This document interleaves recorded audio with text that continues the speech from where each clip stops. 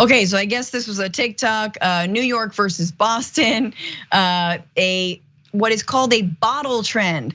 Going to nightclubs and flexing all the money you have by pouring out the bottles you just bought for your table. Now, if you guys stay away from nightclubs, I don't blame you, but everybody knows bottle services, bottles are basically you buy a bottle for way too much money, a bottle of Patron for $900, you get a table and a bunch of models try to descend on you, or me back in the day tries to steal your bottle and drink for free.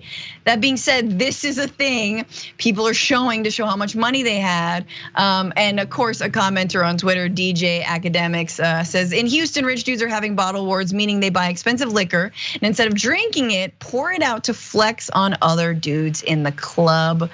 Other people, this is from Insider, one person wrote, our generation is so dumb. This is ignorant and poor money management. Poor money management. Some viewers speculated it was the end of the night and patrons were ostentatiously finishing off bottles they couldn't take home. Adrian, your thoughts?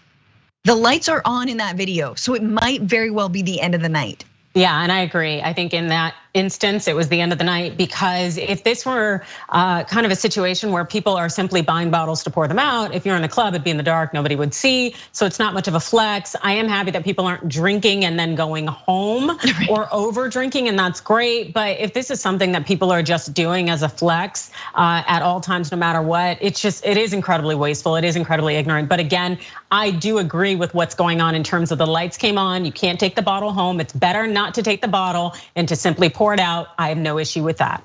Right. However, this is Rocky Montana, who's a DJ, was interviewed by Insider. I love this. I said, look, bottle wars have been around for a while. He said he observed the trend 9 years ago while on tour with singer T-Pain.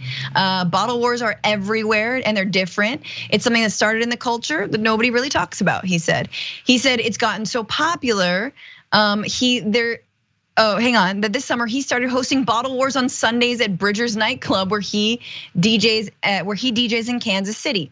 Montana explained there's a point system to reward different bottle purchases with extra credit given to those who spill them out. Yeah, if you're dumping out, like a Sausa, nobody's impressed with this. You know what I mean? You're doing a Cuervo, nobody's impressed. A Grey Goose, a Patron. But anyway, this quote I like. He says, why do guys like big cars with big rims? Why do people buy Gucci, Prada, Louis Vuitton? People like to shine. We can't judge what other people do with their money. We just have to watch our own pockets.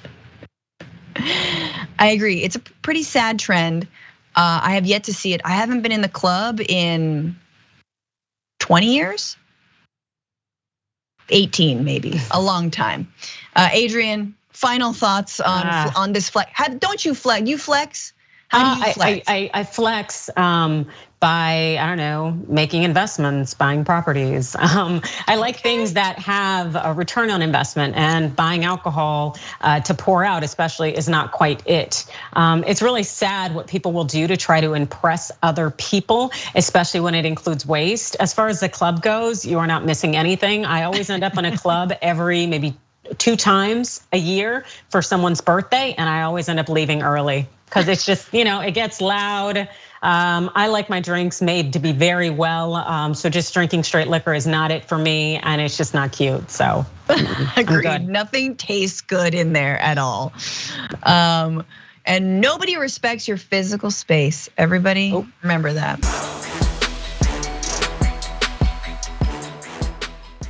Check out the Damage Report podcast each day, wherever you get your podcasts, whether Pocket Casts or Stitcher or iTunes. You can join me as I give you the news and stories you want, with a range of co-hosts and interview guests jumping in on the fun each day. Again, that's the Damage Report, wherever you get your podcasts. And if you get them at iTunes, don't forget to rate and review. Sometimes I'll read them live on the show.